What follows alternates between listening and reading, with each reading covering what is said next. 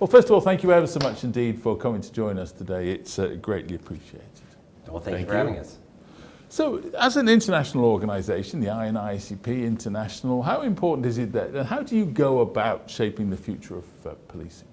I think the way that we go about it is by getting as many voices to the table as absolutely possible. And we've seen over the last number of years more and more international voices at the table of the IACP, and you know, that I think is making it a more and more international organization. Why is it important for the policing profession to have an international perspective? Well, for a number of reasons. First of all, for you to have an international perspective, you have to have the desire and the infrastructure and the support from the leadership, the leadership that's around the board of directors. So that's what we've had, number one. And with that, then has allowed us to look at the global picture in a different way. It means we support to have an office in Abu Dhabi, for example. We opened an office in Korea. We're looking at opening an office in Canada. Every time that we do that, we're engaging in those local areas, those local regions, which then allows us to develop that network even more.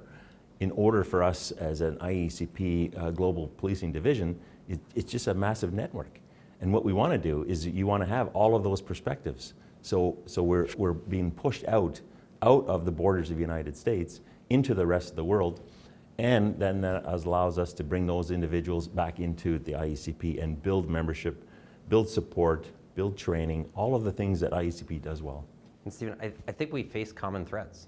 I mean, at the end of the day, and so if we don't face them together, we stand to lose alone, and that's why we need to be international. Well, let's talk about that, because that's such a great point. So what are some of the kind of common threats, common themes that you see? I think you'll see walking through the annual general meeting this week, almost all of the topics are transnational, whether it's cyber, whether it's violence against children, whether it's extremism and terrorism, whether it's transnational organized crime. It's in the name, transnational organized crime. There is almost nothing that is solely local anymore. And so if we don't draw on information and expertise from one another, then we're really on an island by ourselves. Yeah. And as we traveled this year, like in the many, many countries that we toured around, the president of IACP and the global director, we're focused on what are the trends and what are the challenges that are facing around the world. And what we found was that there's a common link.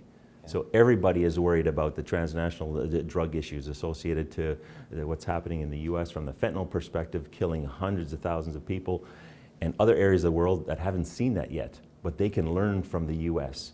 So when you think about things like that, when you think about officer safety and wellness, it's a high priority. The officers can't do their job if they're worried about the stresses of the job and the physical challenges and the mental challenges, and all of that on top of them trying to perform in an environment that is totally different, the world environment that we're in now. So we see themes all across the board, not only from the criminality side, but also dealing with officers' safety and wellness themselves.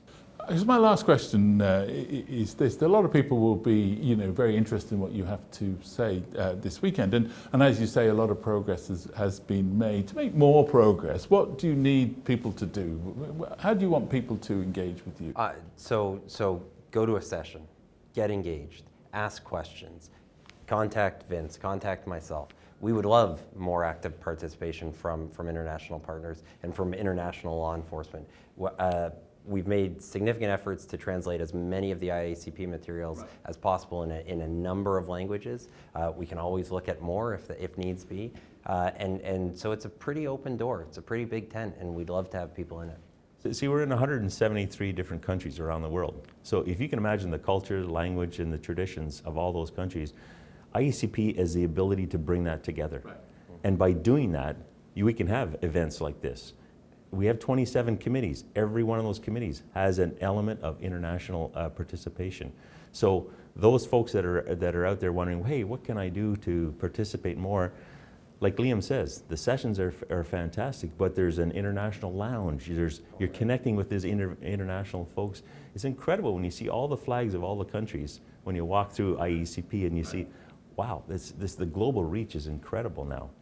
Well, thank you both very much indeed for joining us today. It's really fascinating, so thank you. Thank you, Stephen. Thank you.